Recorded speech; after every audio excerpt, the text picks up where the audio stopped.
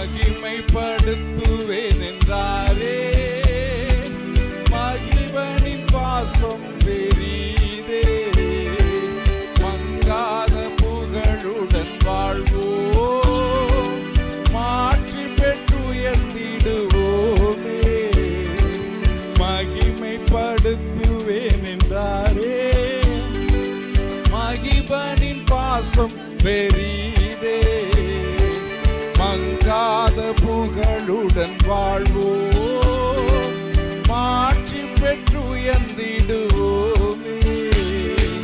குறுகிட மாட்டோம், குண்டிட மாட்டோம், கரையில்லா தேவனின் வாக்கு. குறுகிட மாட்டோம், குண்டிட மாட்டோம், கரையில்லா தேவனின் வாக்கு. ஆனந்த துதி ஒலி கேட்கும், ஆடல் பாடல் சத்தமும் துணிக்கும். ஆகாய விண்மீனாய் அவர் ஜனம் பெருகும், ஆண்டவர் வாக்கு பலிக்கும். ஆகாய விண்மீனாய் அவர் ஜனம் பெருகும், ஆண்டவர் வாக்கு பலிக்கும். கிறிஸ்துவுக்குள் பிரியமானவர்களே, உங்கள் அனைவருக்கும் ஆண்டவராய் இயேசு கிறிஸ்துவின் நாமத்தினாலே எங்கள் அன்பான வாழ்த்துதலை தெரியப்படுத்துகின்றோம். கர்த்தருடைய சத்தம் என்ற தொலைக்காட்சி நிகழ்ச்சிக்கு உங்களை அன்புடனே வரவேற்கிறோம். இந்த நாளிலும் கர்த்தருடைய வேதத்திலிருந்து ஒரு வசனத்தை பிரசங்கித்து உங்கள் ஆசீர்வாதத்துக்காக ஜெபிக்க விரும்புகிறோம். மத்தேயு சுவிசேஷம் 11ஆம் அதிகாரம் 28ஆம் வசனத்தை வாசிக்கின்றேன். வருத்தப்பட்டு பாரம் சுமக்கிறவர்களே, நீங்கள் எல்லோரும் என்னிடத்தில் வாருங்கள், நான் உங்களுக்கு இளைப்பாறுதலை தருவேன். ஆண்டவராய் இயேசு கிறிஸ்து சகல மக்களையும் வருத்தத்தோடும் வேதனையோடும் துக்கத்தோடும் வாழ்ந்து கொண்டிருக்கிறதான மக்களை பார்த்து, என்னிடத்தில் வாருங்கள், நான் உங்களுக்கு இளைப்பாறுதலை தருவேன் என்று அறைகூவல் கொடுத்து அழைக்கிறதை பார்க்கிறோம். இந்த பொதுவான அழைப்பு எல்லா ஜனங்களுக்கும் கொடுக்கப்படுகிறதே. இந்த வசனத்திலே ஜனங்கள் வருத்தத்தோடு பாரம் சுமந்த ஒரு நிலையில் இருந்தாலும் கர்த்தரிடத்தில் வராமல் இருக்கிறதை பார்க்கிறோம். ஆண்டவர் அந்த மக்களை பார்த்து, என்னிடத்தில் வாருங்கள், நான் உங்களுக்கு இளைப்பாறுதல் தருவேன் என்று சொல்லி வருகின்ற மக்களுக்கு இளைப்பாறுதலை தருவேன் என்ற வாக்குத்தத்தத்தை கொடுப்பதை பார்க்கிறோம். இயேசு கிறிஸ்து மாம்சத்தில் வெளிப்பட்டதான நாட்களில் அநேக வியாதியஸ்தர்கள், வேதனை உள்ள மக்கள் கிறிஸ்துவிடத்தில் வந்தார்கள். வந்த அவர்களுக்கு விடுதலையையும் அவர்களை பார்த்து சொன்ன வார்த்தை, சமாதானத்தோடே போ. கர்த்தர் அவர்கள் பிரச்சனைகளை பரிகரித்து அவர்கள் வியாதிகளை சுகமாக்கி அவர்களை சமாதானத்தோடு அனுப்பினதாக வேதத்தில் வாசிக்கிறோம். லூக்கா சுவிசேஷம் 8ஆம் அதிகாரம் 43ஆம் வசனத்தை வாசிக்கையில், அப்பொழுது 12 வருஷமாய் பெரும்பாடு உள்ளவளாயிருந்து தன் ஆஸ்திகளை எல்லாம் வைத்தியர்களுக்கு செலவழித்தும் ஒருவனாலும் சுஸ்தமாக்கப்படாதிருந்த ஒரு ஸ்திரீ அவருக்கு பின்னாக வந்து அவருடைய வஸ்திரத்தின் ஓரத்தை தொட்டாள். உடனே அவளுடைய பெரும்பாடு நின்று போயிற்று. இந்த இடத்துல ஒரு ஸ்திரீ 12 வருடமாக வாழ்க்கையில் ஒரு பெரிய பிரச்சனை இருக்கிறது. அந்த பிரச்சனையில் இருந்து விடுதலை செய்வதற்காக தன் ஆஸ்திகளை எல்லாம் விற்று பல மருத்துவர்களை நாடி சென்றும் அவள் எதிர்பார்த்த விடுதலை அவளுக்கு கிடைக்கவில்லை. இப்பொழுது ஆஸ்தியும் போய்விட்டது, சுகமும் கிடைக்கவில்லை. மனதிலும் ஆழ்ந்த துக்கம், எல்லாவற்றை இழந்த வருத்தமான சூழ்நிலையில் இருந்த அவள் இயேசு கிறிஸ்துவை குறித்து கேள்விப்படுகிறாள். அப்பொழுது இயேசு அந்த பட்டணத்துக்கு வந்ததை கேள்விப்பட்ட அவள், அநேக மக்கள் கிறிஸ்துவை சூழ்ந்திருந்த போதிலும் அவள் அந்த பலகீனமான சூழ்நிலையிலும் கிறிஸ்துவுக்கு பின்னால் சென்று கிறிஸ்துவிடத்தில் வந்து அவரை தொட்டபோது அவளுக்கு ஒரு விடுதலை உண்டாயிற்று. பிந்தின வசனத்திலே நீங்கள் வாசித்து பார்ப்பீர்கள் என்றால், ஆண்டவர் அவளை பார்த்து சொல்லுகிற வார்த்தை, மகளே, உன் விசுவாசம் உன்னை ரட்சித்தது, திடன்கொள், சமாதானத்தோடே போ. அவள் மிகுந்த பாரத்தோடும் வேதனையோடும் கிறிஸ்துவிடத்தில் வந்தாள். வந்தபோது கிறிஸ்துவின் வல்லமை அவளை சுகமாக்கினது மட்டுமல்ல, கிறிஸ்து அவளோடு சொல்லக்கூடிய வார்த்தை, உன் விசுவாசம் உன்னை ரட்சித்தது, மகளே, சமாதானத்தோடே போ என்று சொல்வதை பார்க்கிறோம். அவள் வாழ்க்கையில் ஒரு விரக்தியான சூழ்நிலையில் அவள் இருந்து கொண்டிருந்தாள். அப்பொழுது இயேசு அண்டை வந்தபோது அவளுக்கு ஒரு ரிலீஃப் கிடைத்தது, அவளுக்கு ஒரு மன அமைதல் கிடைத்தது. இந்த ராத்திரி வேளையிலே நீங்கள் எந்த நிலைமையில் இருந்தாலும், ஒருவேளை இந்த ஸ்திரியைப் போல உங்கள் வாழ்க்கையில் தீராத பிரச்சனை, ஒருவேளை எல்லா நிலையிலும் கைவிடப்பட்ட நிலையில் நீங்கள் இருந்தாலும், இந்த ஸ்திரியைப் போல கர்த்தராய் இயேசுவிடத்தில் வருவீர்கள் என்றால் உங்களுக்கு கிறிஸ்து சொல்லுகிறார், என்னிடத்தில் வாருங்கள், உங்களுக்கு இளைப்பாறுதலை தருவேன். என்னிடத்தில் வாருங்கள், நான் உங்களுக்கு சமாதானத்தை கொடுப்பேன் என்று இயேசு கூறுவதை பார்க்கிறோம். இயேசு யார்?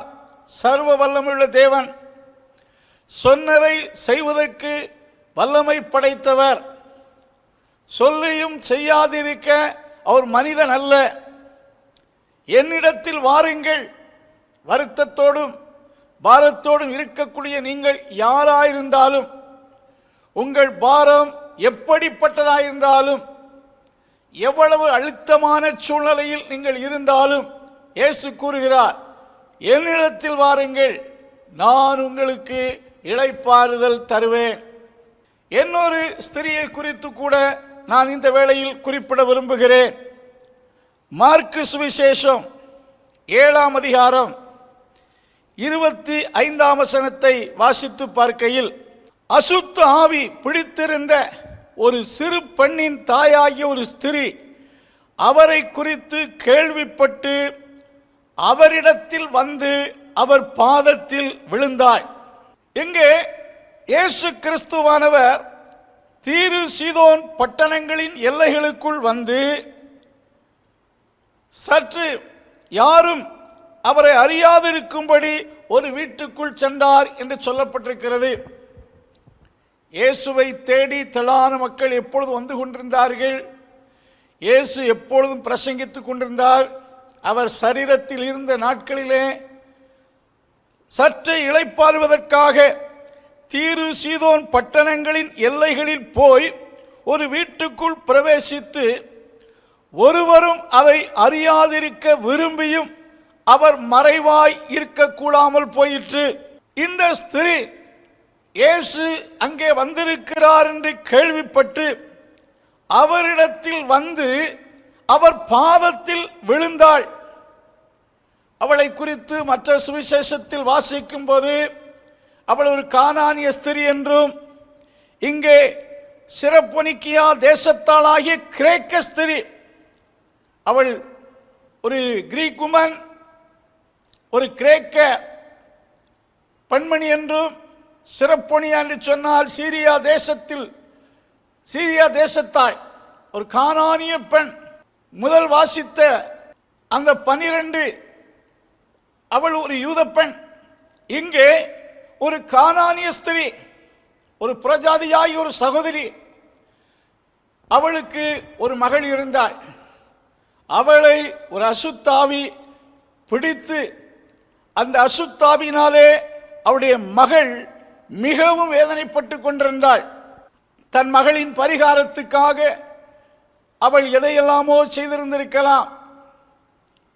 நீங்கள் வேதத்தில் வாசித்து பார்க்கையில் அந்த கொடிய வேதனையில் தன் மகள் இருப்பதை கண்டு மனம் உடைந்து மன துயரத்திலும் வேதனையிலும் துக்கத்திலும் இருந்த இந்த கானானிய ஸ்திரீ இயேசு கிறிஸ்து வந்ததை கேள்விப்பட்ட போது அவரிடத்தில் வந்து அவர் பாதத்தில் விழுந்து இவ்விதமாய் கூறுகிறார். தன் மகளை பிடித்த பிசாசை துரத்தி விட வேண்டும் என்று அவரை கேட்டுக்கொண்டாள். பாதத்தில் விழுந்து கேட்டபோது ஆண்டவராய் இயேசு கிறிஸ்து அவள் மகளுக்கு அற்புதமான சுகத்தை கொடுத்ததை பார்க்கிறோம்.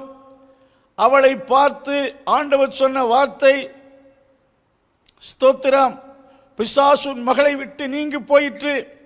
அவளும் கிறிஸ்துவிடத்தில் துக்கத்தோடும் மன அழுத்தத்தோடும் இயேசுவிடத்தில் வந்தாள். இயேசு தம் வார்த்தையினாலே அவளை தைரியப்படுத்தினார். அவள் மகளுக்கு விடுதலை கொடுத்தார். மத்தேயு சுவிசேஷத்திலே, ஸ்திரியே, நீ விரும்புகிறபடியே உனக்காக கிடவது, நீ சமாதானத்தோட போய் என்று சொல்லி அவளை குறித்து கூறினதை பார்க்கிறோம். தேவன் ஒருவரால் தான் மனிதனுடைய உள்ளத்திற்கு ஆறுதலையும் சமாதானத்தையும் கொடுக்க முடியும்.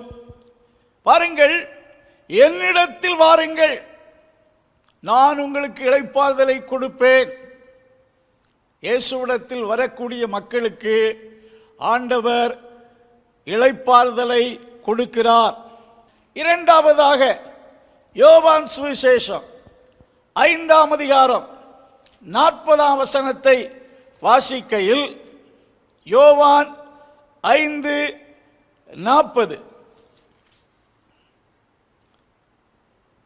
அப்படி இருந்தும் உங்களுக்கு ஜீவன் உண்டாகும்படி என்னிடத்தில் வர உங்களுக்கு மனதில்லை. முந்தின வசனத்திலே என்னை குறித்து என் பிதா சாட்சி கொடுக்கிறார், வேத வாக்கியங்கள் என்னை குறித்து சாட்சி கொடுக்கிறது, அவைகளை ஆராய்ந்து பாருங்கள், என்னை குறித்து சாட்சி கொடுக்கிறவைகள் அவைகளே. இங்கே யூத மக்களிடத்தில் இந்த கருத்தை ஆண்டவர் போதிக்கிறார். அவர்கள் வேத பிரமாணங்களை வைத்திருக்கிறார்கள். அந்த வேத பிரமாணம் கிறிஸ்துவை குறித்து சாட்சி கொடுக்கிறது. வேத பிரமாணத்தை உடையவர்களாக இருந்தாலும் கிறிஸ்துவை குறித்து சாட்சி கொடுக்கக்கூடிய சத்திய பிரமாணங்களை உடையவர்களாக இருந்தாலும் கிறிஸ்து சொல்லுகிறார், ஜீவன் உண்டாகும்படி என்னிடத்தில் வர உங்களுக்கு மனதில்லாமல் போயிற்று. லூக்கா சுவிசேஷம் 13ஆம் அதிகாரத்திலே 34ஆம் வசனத்தில் ஆண்டவர் சொல்லக்கூடிய வார்த்தை, கோழி தன் குஞ்சுகளை தன் சிறகுகளின் கீழே கூட்டி சேர்த்து கொள்ளும் வண்ணமாக நான் எத்தனை தரமோ உங்களை கூட்டி சேர்த்து கொள்ள மனதாயிருந்தேன், உங்களுக்கோ மனதில்லாமல் போயிற்று.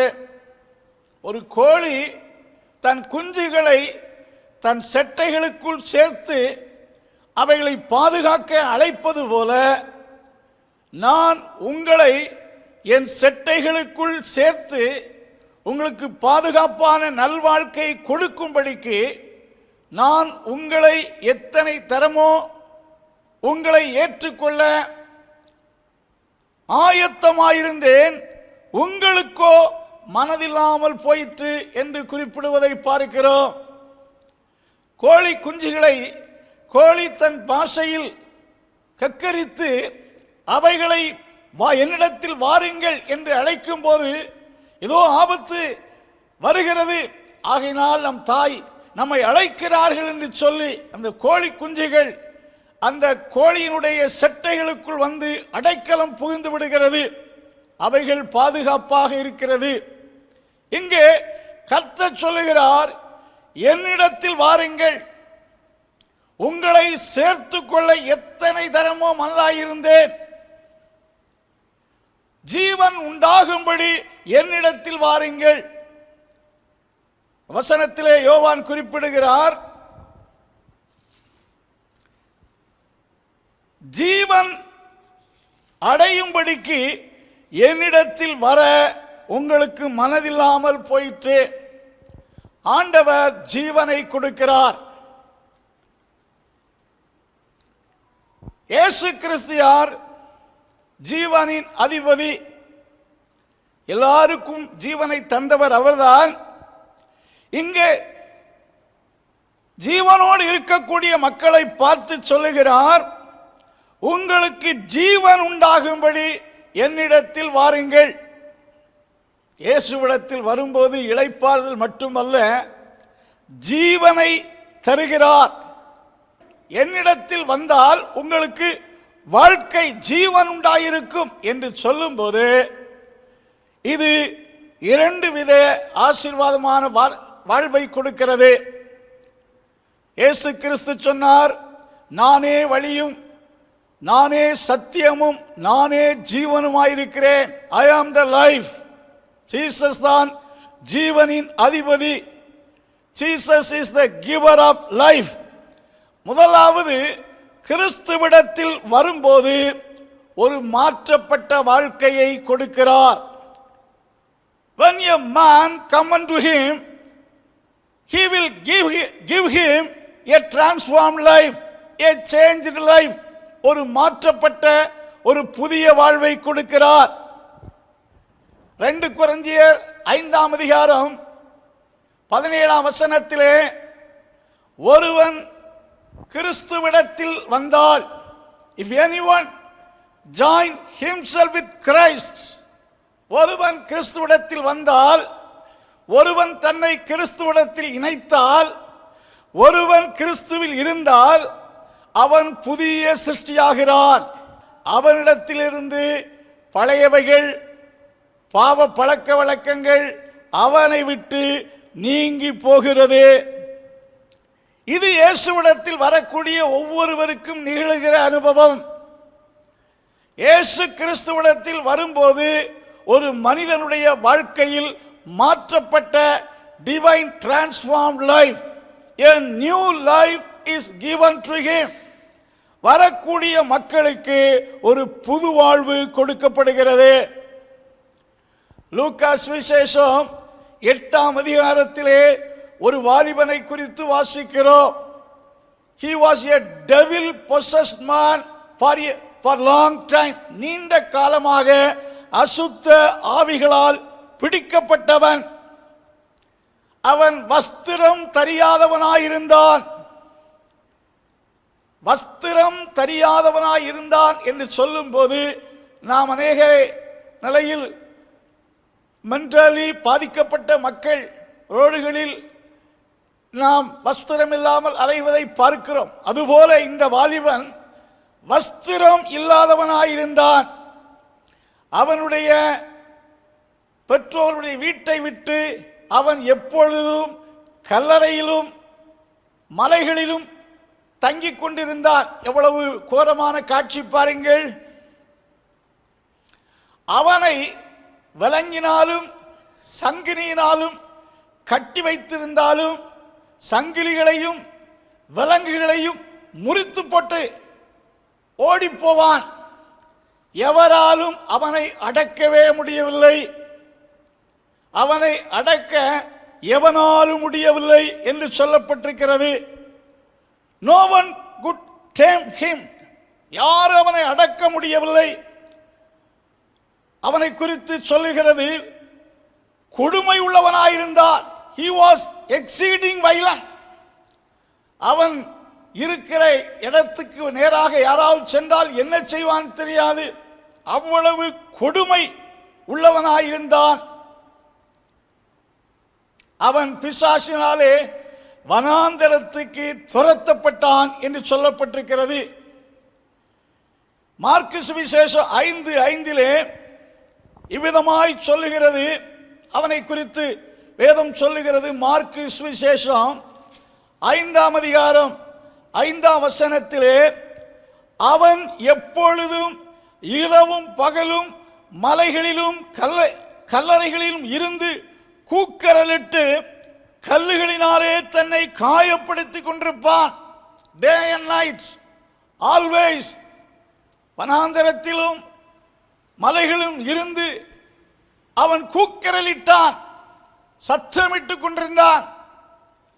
சில வேளையிலே கற்களினாலே தன்னை காயப்படுத்திக் கொண்டிருந்தான் என்று சொல்லப்பட்டிருக்கிறது.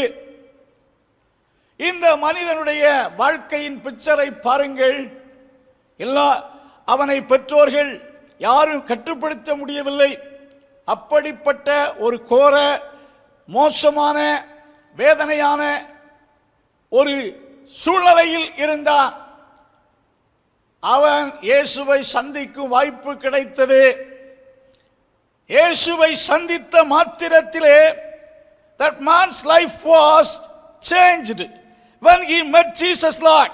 இயேசுவை அவன் சந்திக்கையில் அவனுடைய வாழ்க்கை மாறினது. கிறிஸ்து அவனுக்குள் இருந்த அசுத்த ஆவியை துரத்தினார். லூக்கா சுவிசேஷத்திலே அவன் 8ஆம் அதிகாரம் 35ஆம் வசனத்தை வாசித்து பார்க்கையில் அவனுடைய வாழ்க்கையில் வந்த மாற்றத்தை கண்டு மக்கள் ஆச்சரியப்பட்டார்கள் என்று வசனத்தில் வாசிக்கிறோம். லூக்கா சுவிசேஷம் 8ஆம் அதிகாரம் 35ஆம் வசனத்தை வாசித்து பார்ப்பீர்கள் என்றால், பிசாசுகள் விட்டு போன மனுஷன் வஸ்திரம் தரித்து இயேசுவின் பாதத்தருகே உட்கார்ந்து தெளிந்த புத்தி உள்ளவனாய் இருக்கிறதை கண்டு மக்கள் ஆச்சரியப்பட்டார்கள், பயந்தார்கள். பின்பு அவன் தக்கபோலி தேசம் சென்று கிறிஸ்துவை குறித்து பிரசங்கித்தான் என்று சொல்லப்பட்டிருக்கிறது. கிறிஸ்துவை அவன் சந்தித்த நாளிலே அவனுடைய மோசமான வாழ்க்கை, பிசாசின் பிடியில் அகப்பட்ட வாழ்க்கை முற்றிலும் மாற்றப்பட்டு ஒரு புதிய வாழ்வு அவனுக்கு கொடுக்கப்பட்டதை பார்க்கிறோம். அவனுடைய பெற்றோர்களால், அவனுடைய மார்க்க தலைவர்களால், அவனுடைய மார்க்க கொள்கைகளினால் அவனுக்கு இந்த மாற்றம் கிடைக்கவில்லை. கிறிஸ்துவை சந்திக்கையில் அவன் வாழ்க்கை மாற்றப்பட்டது. ஒருவன் இயேசுவிடத்தில் வந்தால் அவன் வாழ்க்கை மாற்றப்படும். அவன் எப்படிப்பட்ட அகோரமான மோசமான பாவமான வாழ்க்கையில் இருந்தாலும் இயேசுவை வரும்போது அவன் ஒரு புது சிருஷ்டியாய் மாறுகிறான். அவன் பாவ பழக்க வழக்கங்கள் அவனை விட்டு ஓடி போகிறது என்று கர்த்தருடைய வார்த்தை சொல்லுகிறது. ஆகையால் தான் ஜீவன் அடையும்படிக்கு, ஜீவன் பெறும்படிக்கு கிறிஸ்துவண்டை வாருங்கள் என்று கர்த்தருடைய வார்த்தை சொல்லுகிறது. இரண்டாவதாக இது எதை காட்டுகிறது என்று சொன்னால், இயேசு ஐ ஆம் த லைஃப், நானே ஜீவனாயிருக்கிறேன் என்று சொல்லும் போது Jesus is the giver of eternal life. உலகத்திலே நாம் வாழ்ந்து கொண்டிருக்கிற வாழ்க்கை பெர்மனன்ட் லைஃப் அல்ல. இந்த வாழ்க்கையில் எல்லோருக்கும் ஒரு முற்றுப்புள்ளி உண்டு. நாம் வாழ்ந்து கொண்டிருக்கக்கூடிய வாழ்க்கைக்கு ஒரு எல்லை உண்டு. இந்த வாழ்க்கை முடிவுள்ள வாழ்க்கை. It is not an eternal life. நாம் இப்பொழுது சரீரத்திலே பூமியிலே வாழக்கூடிய வாழ்க்கை ஒரு பெர்மனன்ட் லைஃப் கிடையாது. அது ஒரு அனித்தியமான வாழ்க்கை. அவர் life on this earth is limited. There is an end appointed to everyone in this life. இந்த வாழ்க்கையில் ஒவ்வொருவருக்கும் ஒரு முற்றுப்புள்ளி உண்டு. எவர் லாஸ்டிங் லைஃப் என்றால் முடிவில்லாத வாழ்க்கை. It is given by Jesus. Eternal life என்று சொல்லும் போது நித்தியத்திலே தேவனோடு, தேவனுடைய ராஜ்யத்தில் என்றென்றைக்கும் இருக்கக்கூடிய வாழ்க்கை தான் எட்டர்னல் லைஃப், எவர்லாஸ்டிங் லைஃப் என்று அழைக்கிறோம். சதா காலத்திலும் ஜீவனோடு கிறிஸ்துவோடு இருக்கக்கூடிய ஹெவன்லி லைஃப். இந்த வாழ்க்கையை கிறிஸ்துவண்டை வரக்கூடிய மக்களுக்குத்தான் கிறிஸ்து கொடுக்கிறார். Eternal life is one of the gift of God. இந்த ஈவை அவரிடத்தில் வரக்கூடிய மக்களுக்குத்தான் கொடுக்கிறார். அவரண்டை வராத மக்களுக்கு இந்த ஈவை கொடுப்பதில்லை. எட்டர்னல் லைஃப் ரோமர்கள் நிருபம் 6ஆம் அதிகாரம்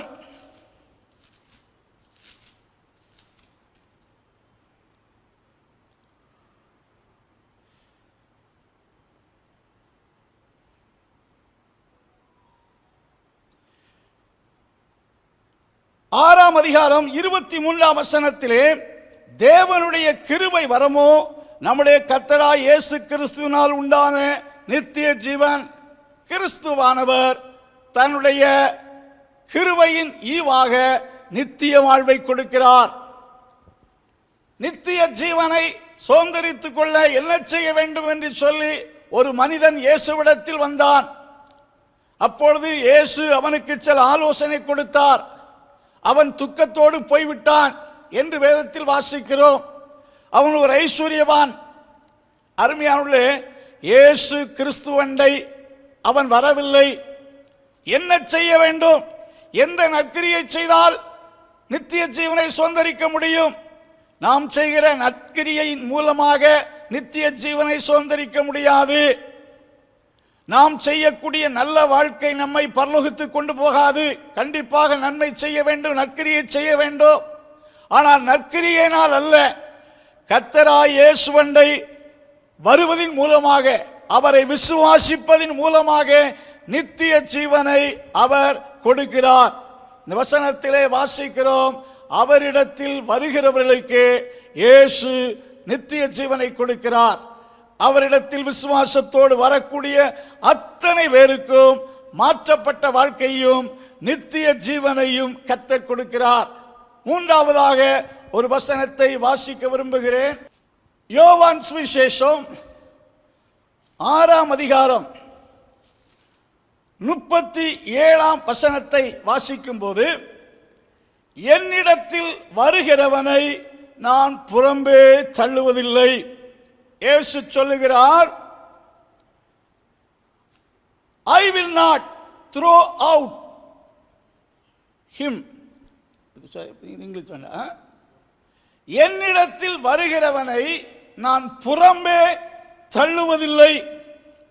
புறம்பே தள்ளுதல் என்பது எதை காட்டுகிறது என்றால், மத்தேயு சுவிசேஷம் 22ஆம் அதிகாரம் 13ஆம் வசனத்திலும், மத்தேயு சுவிசேஷம் 25ஆம் அதிகாரம் 30ஆம் வசனத்தில் வாசித்து பார்ப்பீர்கள் என்றால், கல்யாண வஸ்திரம் தெரியாத அந்த மனிதனையும் பிரயோஜனமற்ற அந்த ஊழியக்காரனை குறித்து சொல்லப்பட்ட வார்த்தை என்னவென்றால், அவர்களை கையும் காலுமாக கட்டி புறம்பான இருளில் தள்ளி போடுங்கள், புறம்பான இருளுக்குள்ளே போடுங்கள் என்பது எதை காட்டுகிறது என்றால், அங்கே அவர்களை நரகத்துக்கு போடுங்கள் என்று அர்த்தத்தை காட்டுகிறது.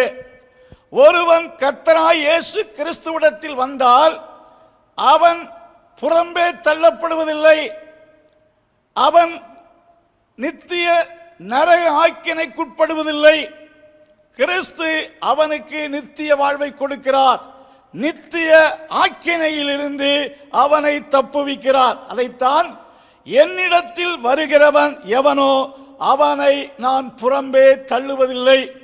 இன்றைக்கு ஆண்டவர் தமிழத்தில் வரக்கூடியவர்களை ஏற்றுக்கொள்ள ஆயத்தமாயிருக்கிறார்.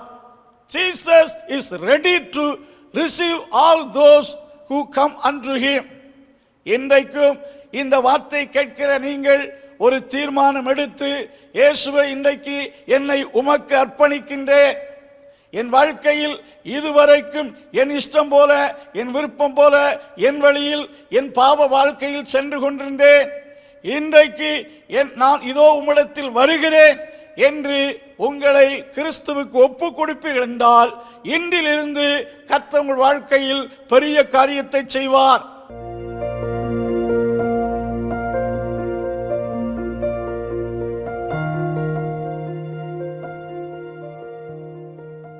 ஆண்டவராகிய கர்த்தாவே, இன்றைய தினத்தில் இந்த வார்த்தையை கேட்டு உமக்கு அர்ப்பணிக்கின்ற ஒவ்வொருவரையும் உம்முடைய நாமத்தினாலே ஆசீர்வதித்தருளும்.